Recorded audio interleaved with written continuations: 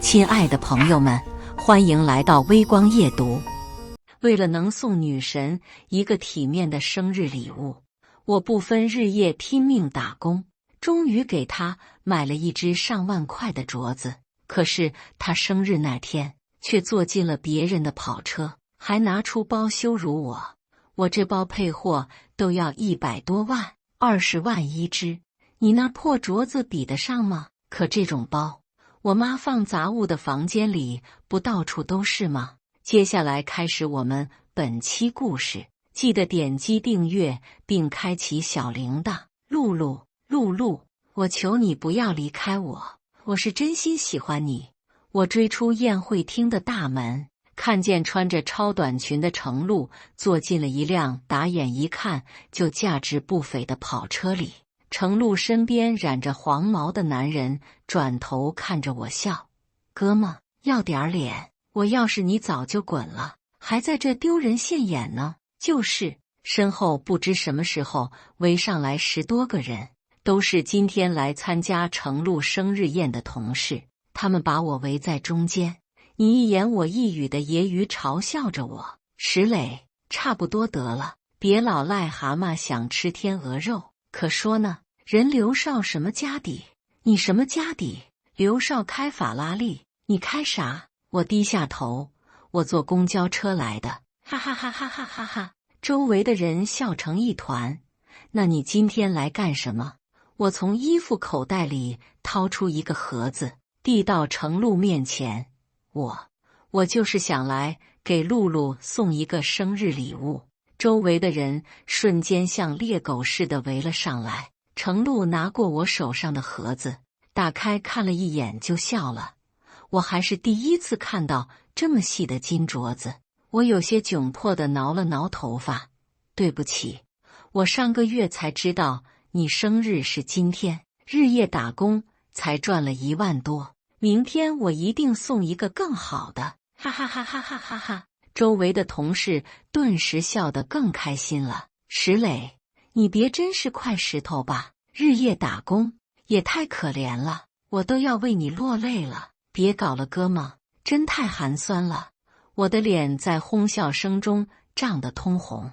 程璐靠着跑车的窗户，伸出手来轻轻一抛，我几乎不吃不喝打工攒了1个月的金镯子就这么被他扔在了地上。我的心好像也随着那个镯子落了地，咔嗒一声碎了个彻底。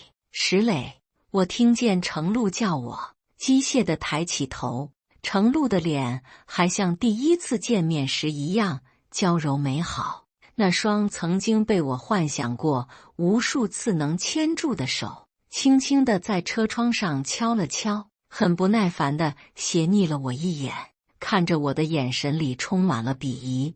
做人要有自知之明，这种货色我向来看都不会看一眼。他一边说，一边从车窗里伸出手，在我眼前晃了晃包包。见过吗？配货都要配100多万，20万一只，给你长长见识，这才是我想要的。你根本不配送我礼物。他说完就要升上车窗，我心头剧痛，不甘心地伸手按住车门，颤抖着嗓音质问道：“那你为什么在我刚进公司的时候主动跟我说话？为什么要对我笑？为什么？”程璐靠在跑车里，耸了耸肩膀：“可能是因为无聊吧，因为你真是太好笑了。”我彻底怔住，呆呆地看着他。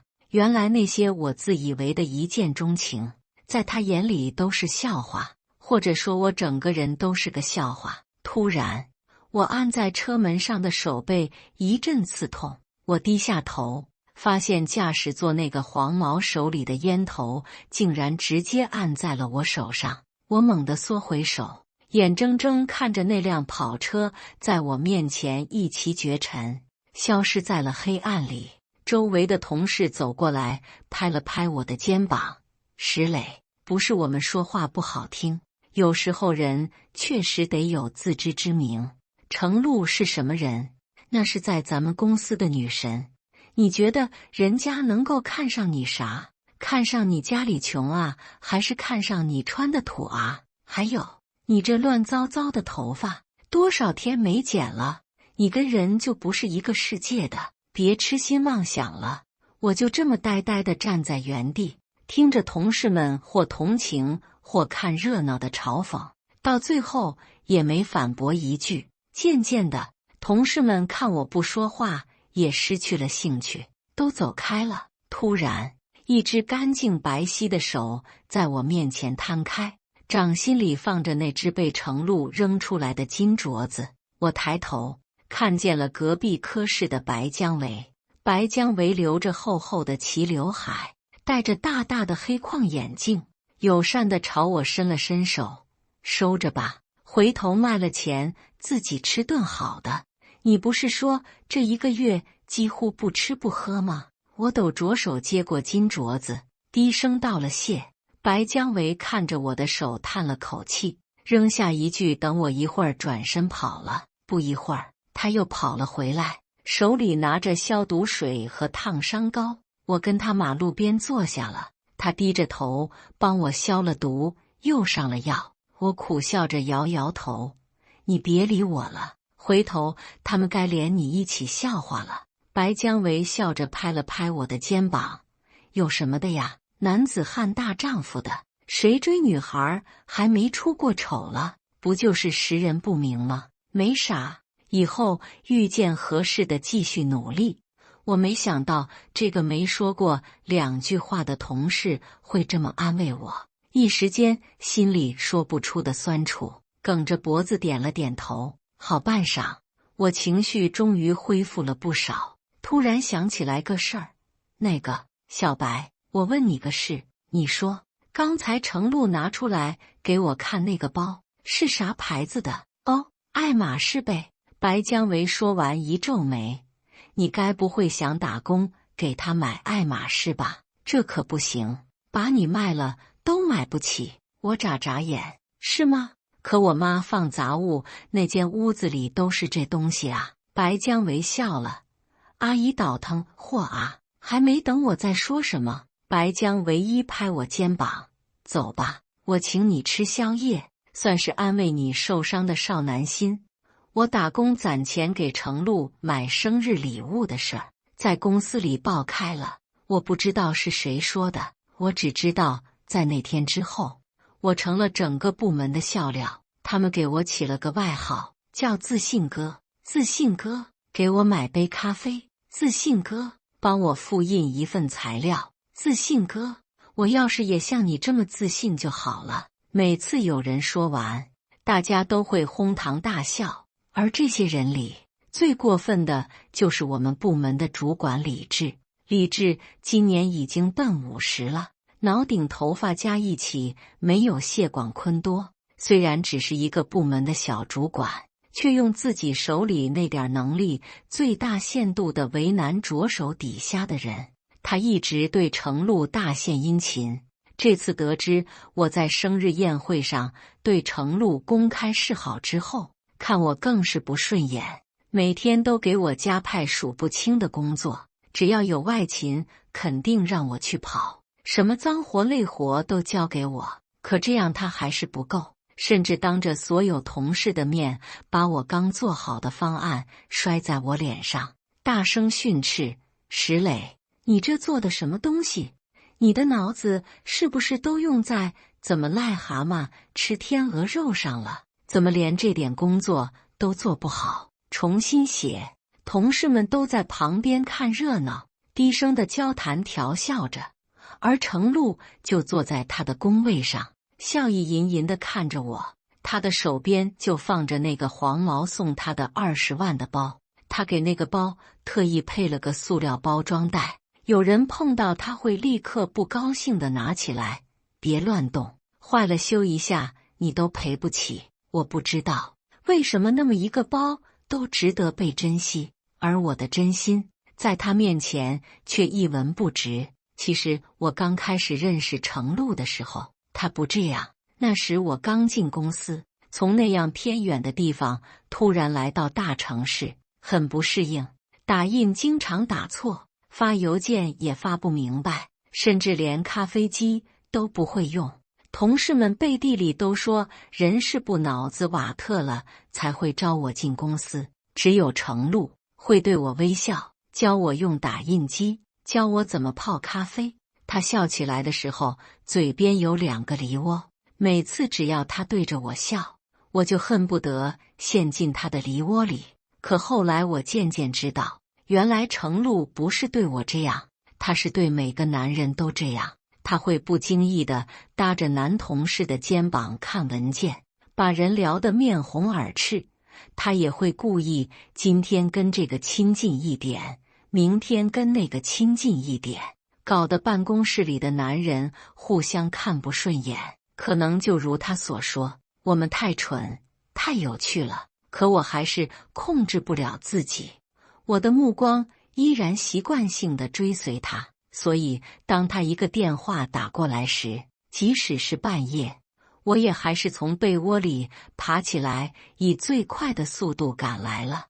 我在一个乱哄哄的酒吧里找到了程璐。程璐在沙发里喝得醉醺醺，旁边的酒保拉住我，让我结酒钱。我结了账，程璐才慢慢转醒。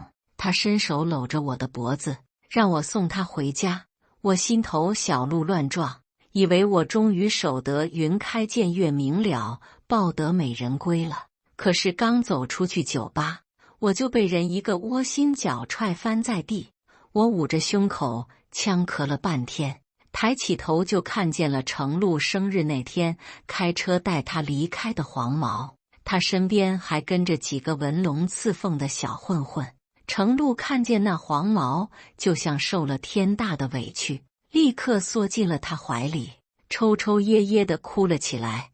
我被人带到这种地方，你都不管，给你打电话你也不接，我都被人欺负了，都怪你才来招我。呜呜呜！我彻底傻了眼。我来算了个酒钱不说，还要当这个冤大头吗？想到这，我忙反驳道：我没有啊！我话还没说完，黄毛已经一挥手，哥几个给我揍他，打得他不敢再觊觎老子的女人为止。紧接着，雨点般的拳脚疯狂落在我身上，我抱着头全缩成一团，根本没有反抗的力气，只能任那些人肆意打骂。好疼，头疼，肋骨疼，浑身都疼。我就这么挨着，直到渐渐失去了意识。再次醒来，我已经到医院里了。我试着转过头，看到了床边的白姜维。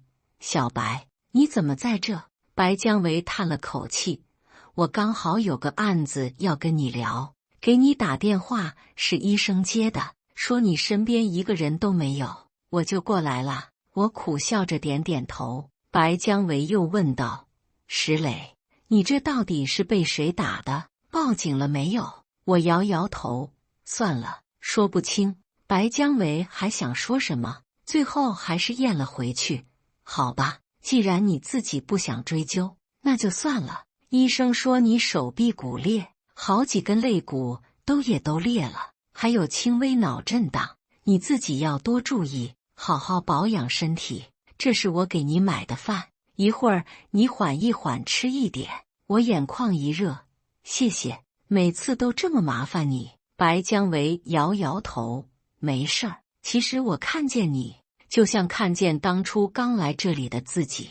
咱们这些穷苦人家出身的孩子，在大城市难免要受委屈。石磊，别再跟程璐浪费时间了，他不适合你，你这样只会让自己不停地受伤。我沉默了一会儿，缓缓地点了点头。我这一伤，住了1个星期的院，等1个星期后再来到公司时，就发现我的工位被一个新来的员工占了，而我的工位被挪到了正对楼梯口的角落里。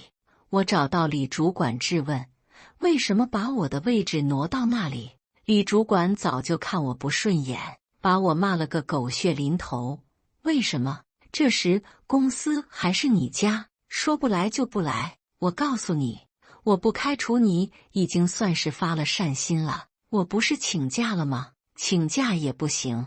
李主管伸手指着我的鼻子，我告诉你，石磊，在这个部门就是我说了算。我说让你做哪你就给我做呢，我让你滚蛋你就得给老子滚蛋，我都不愿意说你抢别人女朋友，被人打断肋骨，这种丢人事都干得出来，还好意思回公司？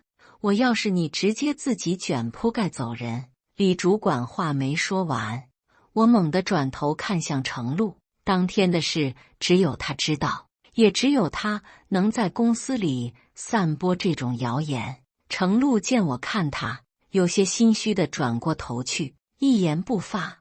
我感觉自己的心针扎似的疼。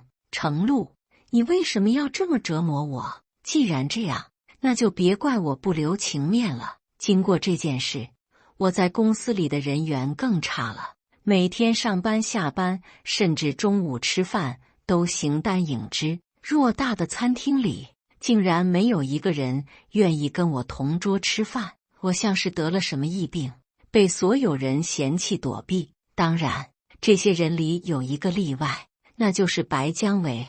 他不在乎其他人的目光，只要看见我一个人吃饭，一定会端着餐盘坐在我对面跟我闲聊。他好像看不见别人的目光，或者说他不在意那些目光。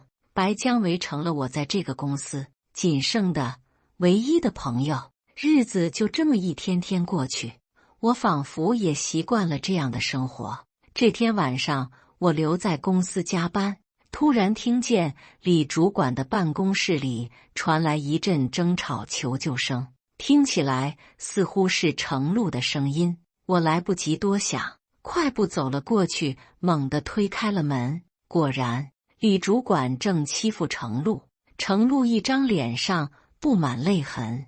我顿时热血上头，冲上去就给了李组长一顿老拳。李组长都是半百老头了，哪里是我的对手，2下就被我打掉了牙，抱着头鼠窜。石磊，你疯了你！住手！我告诉你，我报警了。你报啊，看警察来了怎么收拾你这个性骚扰的色狼。可事实证明，是我想多了。当警察真到了现场，程璐却摇了摇头。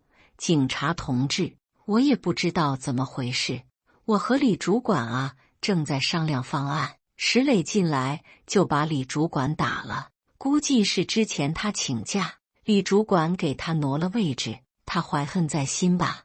我难以置信地瞪大了眼睛。程璐，你在说什么啊？你为什么要撒谎？为什么？你说啊，为什么？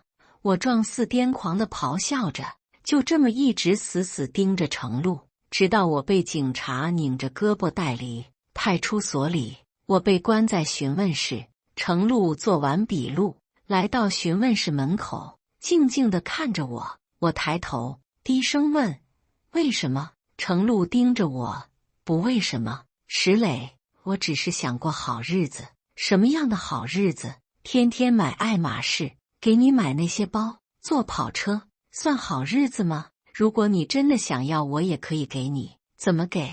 程璐突然大声质问道：你怎么给？什么时候给？下辈子吗？石磊，你就是茅坑里的石头，又臭又硬，还给我买包。等你给我买包，不如我自己中1个亿来的现实。别自作多情了。从我第一眼见到你，我就讨厌你，每次都是你往我身边凑，看不出我见到你就恶心吗？他们说的没错，你就是癞蛤蟆，阴沟里的癞蛤蟆。一声声辱骂在我耳边炸开。这一刻，面前的程璐和我心目中那个有着漂亮梨窝的女孩彻底割裂了。良久之后，我竟然笑了。好，程璐，希望你不要后悔自己做的这些事。程璐冷漠地斜睨了我一眼：我死都不会后悔。说完，他踩着高跟鞋头也不回地离开了。我低头盯着自己破皮流血的拳头看了半晌，然后伸手按上了讯问室的呼叫铃。警官，我想打个电话。半个小时后，我被律师从派出所接了出来。门口停着一辆劳斯莱斯，旁站着的司机打开门，恭敬地朝我弯了弯腰。少爷，石董和夫人已经在专机上了，预计2个小时之后到，我来接您，咱们先回家。我点点头，坐进劳斯莱斯后座。是啊，该回家了。城郊的庄园里，我靠在沙发上，老妈心疼地给我包扎左手上的伤口。儿子，怎么我跟你爸一眼照顾不到，你就把自己弄进派出所了呢？还伤成这样。老爸不悦地皱着眉，他就是爱自己瞎折腾。我就说，先给他安排个小公司当个总裁，随便玩一玩，锻炼锻炼。他非得下基层，说什么要自己打拼，有什么好打拼的？煤老板的儿子就这么上不了台面。老妈伸手赶忙打了老爸2下。行了行了，儿子都受伤了，你还在那说，给我闭嘴。更何况儿子是不想让公司员工觉得他是暴发户。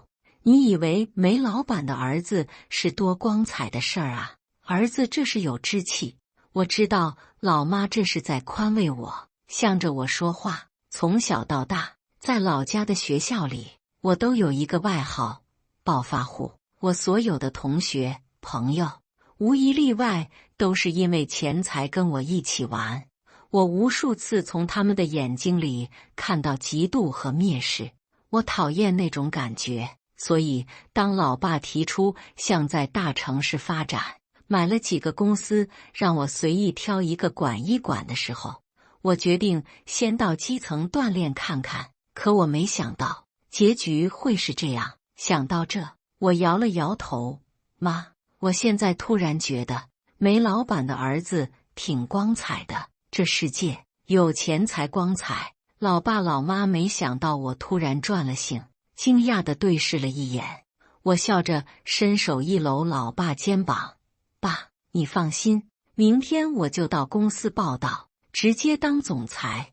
我也体会一把空降的滋味。第2天一大早，造型师到家里给我修剪了一个整齐利落的发型，又给我挑了一身高定西装。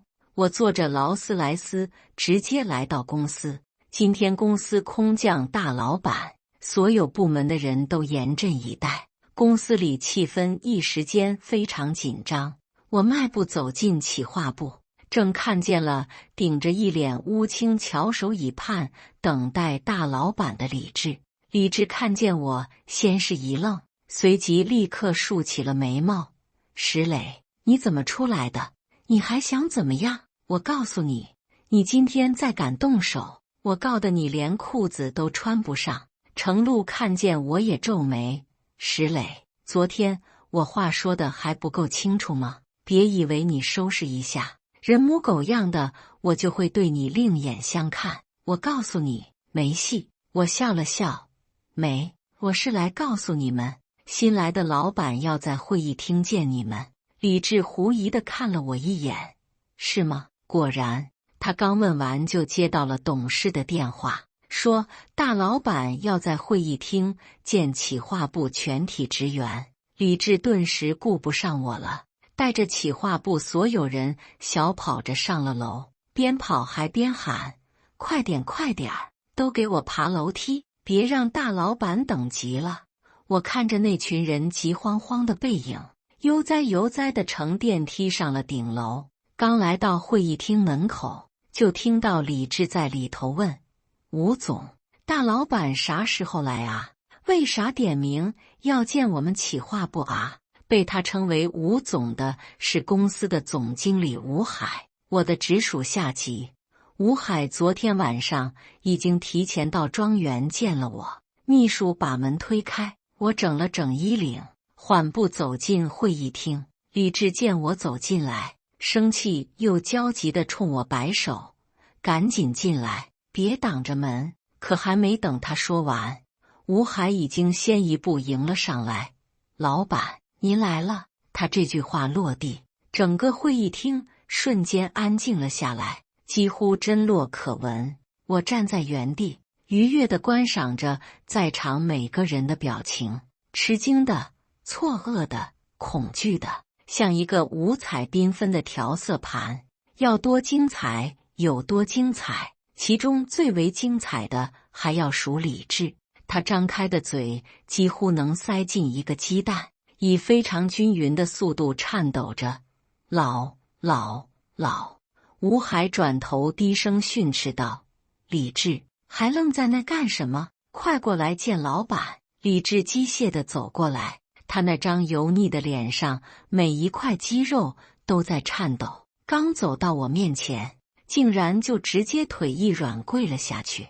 我笑着低头看他：“李主管，这是怎么了？”李治抖着手抓住我的裤腿，以前正眼都懒得给我一个，在企划部里一手遮天的土皇帝，此刻涕泪横流地跪在地上求饶：“老板，是我瞎了心，我有眼不识泰山，我鬼迷了眼不认得真佛。老板您大人有大量，您饶我这一次吧，老板，求您了，我求您了。”我缓步走到旁边的椅子旁，慢慢坐下。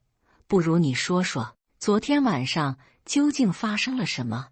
我再考虑考虑要不要饶了你。李治自以为有机会求得我的原谅，面色狰狞地指着程璐：“是。”我说：“昨天晚上是程璐那个贱人勾引的我，他在外头给人当小三，带了肚子，想让我给他当接盘侠，他是自愿的。老板，昨天是他在警察面前诬陷你，不是我啊，跟我无关，跟我无关啊！”一时间，在场所有人的目光都转移到了程璐身上。我看着程璐，笑着拍了拍手，可真是一只高贵的白天鹅，没想到白天鹅也当第三者啊！说完，我冲吴海一摆手：“报警！”李治挪用企划部公款，让相关部门介入彻查。我冷冷地看着李治：“老子要你把牢底坐穿！”老板，我错了，我错了，饶了我吧！李治跪在地上不住地磕头，好像丝毫不知道廉耻为何物。只要能抱住他现在的地位和工作，他什么事都做得出来。可是太晚了，他很快就被我带来的保镖拖了出去。李治的嚎叫声还音犹在耳，这让会议厅里所有的人都噤若寒蝉。我站起来，走到企划部众人面前，从我过去的同事身边一个个走过，一句句重复着他们曾经对我说的话：“自信哥，痴心妄想，癞蛤蟆想吃天鹅肉，还有什么来着？茅坑里的石头，又臭又硬，是吧？”我亲爱的同事们，企划部所有人都低着头，集体沉默着。我清楚地看见冷汗从他们的额角划过，狼狈的几乎让人同情。窒息般的死寂终于把人逼得崩溃。其中一个人冲过来，拉住我的袖子，大声认错：“老板，我们都是被李治逼的，他才是罪魁祸首。我们不是有意说那些话跟你过不去的。老板，你原谅我们吧。”我看了他一眼：“你不就是第一个叫我自信哥的人吗？我得谢谢你，给我取了个这么好的外号。”老板，男同事绝望地看着我，还想说什么，我摆了摆手，保镖直接把他推开了。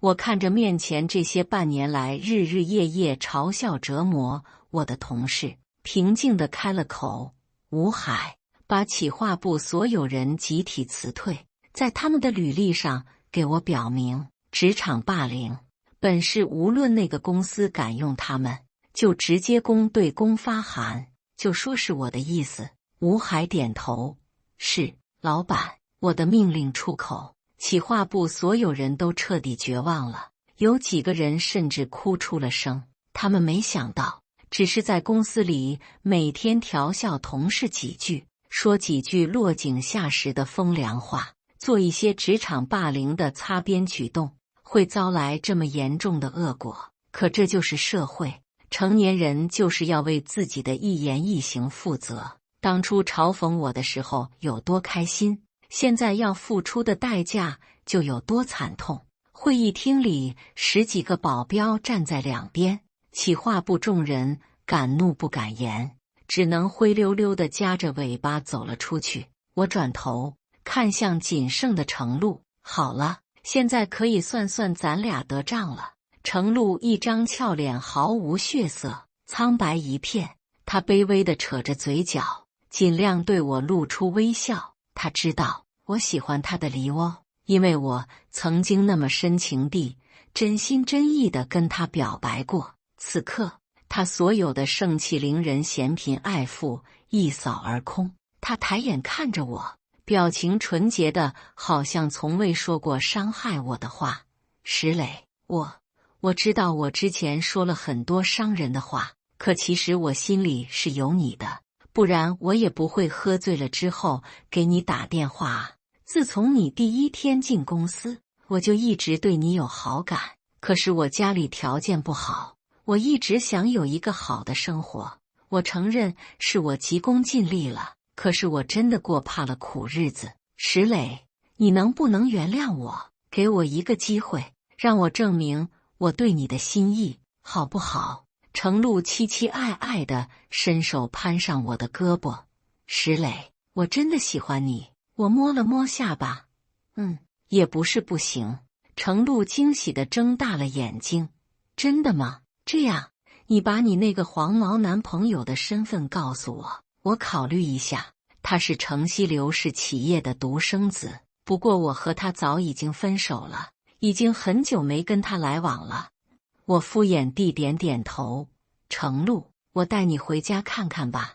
程璐眼底绽放出兴奋的亮光，开心地笑着点点头。坐着劳斯莱斯回到家，一看到庄园，程璐就傻眼了。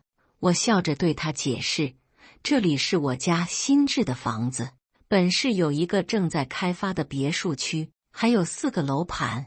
如果跟我结婚的话，还是要先住在这里。平时觉得不方便，就在市中心的黄金地段搞一套顶层，省得市内郊区来回跑着麻烦。程璐听完，嘴角简直要翘上天了。你说的对，什么都听你的。我笑了笑，带着他进了门。整个庄园逛完，足足花了1个小时。最后，我把他带到了我妈妈平时放闲置物品的储藏室。说是储藏室，其实也是一个大型衣帽间，数不清的名牌奢侈品一一罗列在架子上，很多甚至连吊牌都没拆。程璐整个人都傻了，他站在满墙的爱马仕前走不动道，眼神里迸发出的爱意在此刻无比真实。他对任何一个人都没有这样过。我看着他痴迷的侧脸，低声问道：“喜欢吗？”程璐整张脸都兴奋红了，连连点头：“喜欢，喜欢。我妈说了，等我将来结了婚，这些都给儿媳妇。儿媳妇如果不喜欢，就带她去专柜，喜欢哪个买哪个。她还会给儿媳妇房产、股票，给她买私人飞机。这世界上所有想要的东西，全都送到儿媳妇手里。”程璐转头看向我，口水都要流出来了。真的吗？我点点头。真的。程璐，知道我今天带你回来是什么意思吗？程璐摇摇头，随即期盼地看着我。我对着他充满期待的脸，忍不住笑了。意思就是，这里的一切曾经都是你唾手可得的，你只差一点就成为这个庄园的女主人了，就那么一点，你就可以一步登天了。可惜，你亲手毁了这个机会。我曾经跟你说过，希望你不要后悔。你说你死都不会后悔。程璐，希望你真的说到做到。说完，我转身走出储藏室，对身后的管家吩咐道：“送客。”管家笑着走到程璐面前，一伸手：“小姐，请吧。”石磊，石磊，不，我爱你，我心里只有你啊，石磊，你原谅我，我后悔了，我真的后悔了。我听着身后传来的程璐的哭叫声，心里说不出的畅快。程璐，这是你自己选择的路，哭着你也要走到底，别后悔。城西刘氏企业的公子被亲爹打断了腿，还敲折了几根肋骨，因为我明确告诉他，在公司和儿子之间选择一个。显然，他选择了公司，牺牲了黄毛。我的保镖去病房探了个病，不小心把烟头落在了刘少爷的手上。刘少爷一激动，原本刚刚接好的腿又断了，医生说会落下终身残疾，以后风流倜傥、仗势欺人的刘少，估计要变成个跛脚黄毛了。而我掌管公司之后做的第二件事，就是把白姜维直接提拔成了公司的副总裁。白姜维接到任命的时候人都傻了，直到在总裁办公室看到我，表情都还是懵的。石磊，我忍不住笑了。怎么了？ CPU 烧了啊？不是，我以为你跟我一样是大山里走出来了啊。我郑重其事的点头，是大山，很大很大的煤山。我靠！白姜维直接爆了粗口，我被他逗笑了，然后叹了口气。小白，我还没对你说过谢谢。我在公司这半年，所有人都轻视我，看不起我，只有你一直帮助我，甚至在我住院的时候替我垫钱，陪在我床边。我给你工资卡里打了1000万，你别拒绝，这是你这半年来的善良换来的，这是你应得的。以后你跟着吴海好好学，这公司我不会待太久，过几年我走了，就把这里彻底交给你，你管着玩玩，黄铺了也没事儿，来找我。白姜维听得一愣一愣的，卧槽！所以朋友是隐藏的超级富豪，这种小说里才会发生的事，竟然真的出现了，还发生在我身上了是吗？1000万啊，大哥，你别说的像1000块似的好吗？我一摊手，也差不多。白姜维顿时怒斥了一番万恶的资本主义，然后欣然接受了资本主义的馈赠。很久之后，白姜维勤奋努力，在我的帮助下，把公司不断壮大，靠自己赚到了不知第几个1000万，终于也成了他口中万恶资本主义中的一员。李志因挪用公款等罪名，年近50锒铛入狱，从企业高管一落千丈，成为了阶下囚。据说他的妻子带着儿子改嫁，毫不犹豫地奔向了人生第二春。